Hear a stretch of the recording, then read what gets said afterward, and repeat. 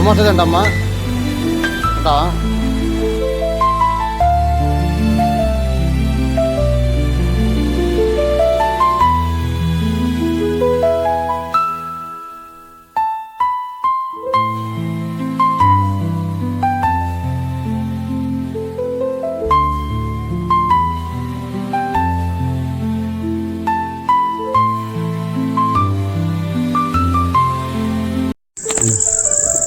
ఈరోజు డ్రీమ్ ప్రాజెక్ట్లోనే భాగంగా నేను మంచి పని చేద్దాం అనుకున్నాను. అదేంటో మీరే చూడండి.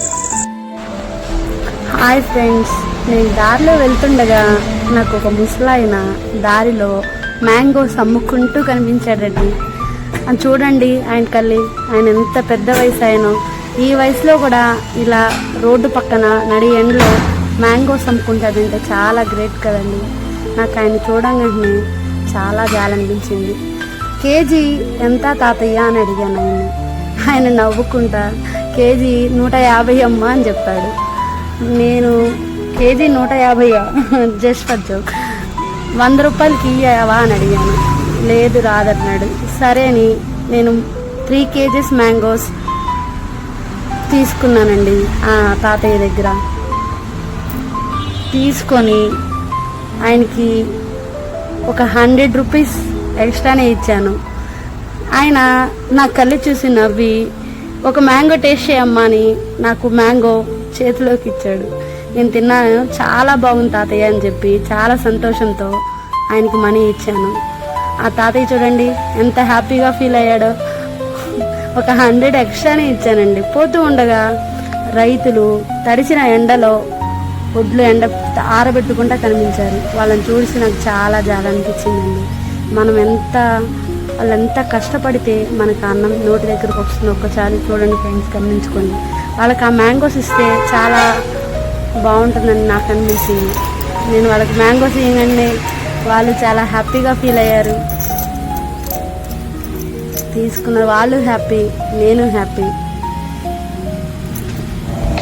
మా డ్రీమ్ ప్రాజెక్ట్లో భాగంగా నా పైన సాగిస్తూ ఒక బామ్మగారిని చూసి ఆగిపోయానండి. అది కూడా వైన్ షాప్ దగ్గర అండి. ఆ బామ్మని చూడండి ఎంతసేపు వెళ్ళే వాళ్ళని చూడని చూస్తూ అడుక్కుంటుంది. అది కూడా వాళ్ళని అడగల వద్దని సంకోచిస్తూ అడుక్కుంటుందండి. నేను ఎంతసేపటి నుంచి ఆమెను గమనించసాగానండి. అందరూ వైన్ షాప్లోకి వెళ్ళి మందు కోసం ట్రై చేస్తున్నారు తప్పితే ఆమెను గురించి ఎవరూ పట్టించుకోవట్లేదు. అప్పుడే అర్థం చేసుకోవాలండి మన పరిస్థితి ఎంత దిగజారిపోయిందో మన సమాజం. మందుకిచ్చే విలువ ఆ ముసలి బామ్మగారికి ఇవ్వట్లేదు. అందుకోసం ఆమె పిలిచానండి. ఆమెను పిలిచి ఒక 100 రూపాయలు ఇవ్వడానికి ట్రై చేశానండి.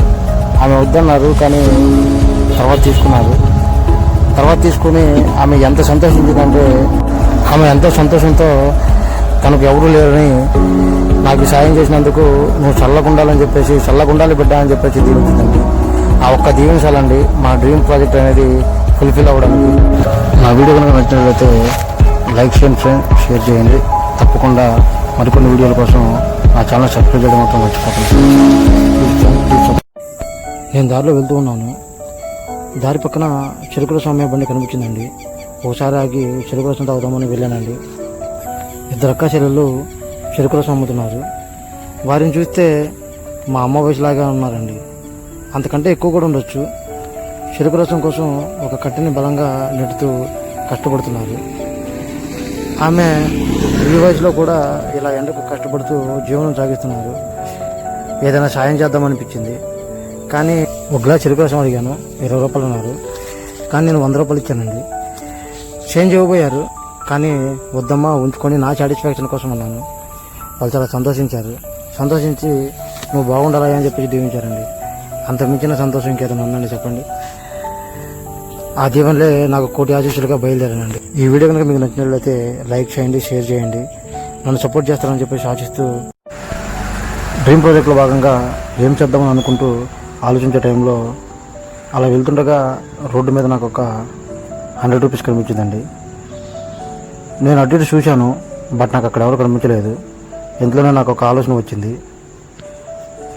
కొంచెం ముందుకు పోగా నాకు ఒక ఫ్రూట్ షాప్ కనిపించిందండి. తర్వాత నేను చేసిన పని ఏంటో మీరే చూడండి ఫ్రెండ్స్.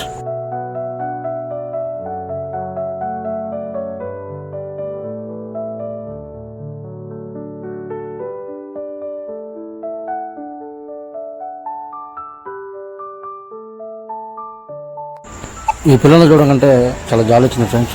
అందుకనే నేను కొన్ని ఫ్రూట్స్ మొత్తం వాళ్ళకి ఇచ్చేసాను.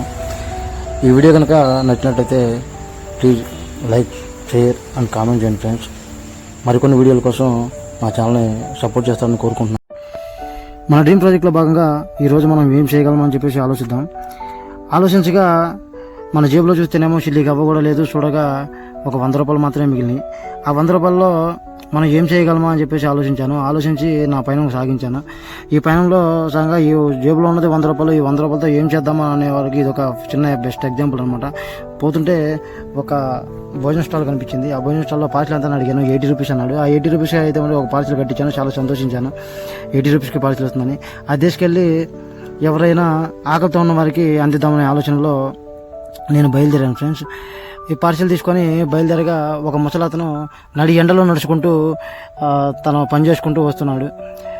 పని నుంచి వస్తున్నట్టున్నాడు. ఆయన చూడకంటే బాధ అనిపించింది. ఆ పార్సల్ అందజేశాను.